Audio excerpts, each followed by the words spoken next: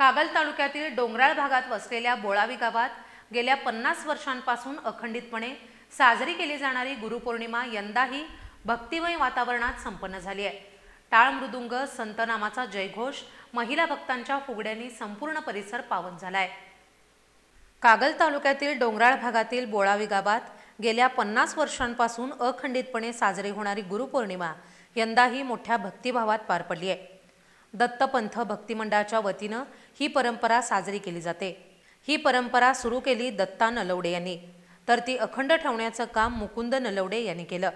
या सर्वांचं आध्यात्मिक श्रद्धास्थान भैरव नलवडे होते। गुरुपौर्णिमेनिमित्त दत्त मंदिर ते भैरवनाथ मंदिर अशी दिंडी काढण्यात आली आहे। दिंडीत लहानग्यांपासून वयोवृद्धांपर्यंत सर्वांनी सहभाग नोंदवला।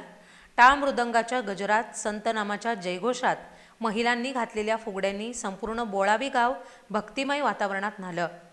दिंडीच्या समाप्तीनंतर मारुती अंतू पाटील आणि सुरेश शंकर पाटील यांच्या सहकार्यातून महाप्रसादाचं वाटप करण्यात आले। या पालखी सोहळ्याच्या आयोजनात संजय पाटील, संजय डवरी, दगडू तळेकर, दत्ता पोटळे, अवधूत पाटील, विजय पाटील, उत्तम पाटील, धोंडीबा पाटील यांचा विशेष सहभाग होता।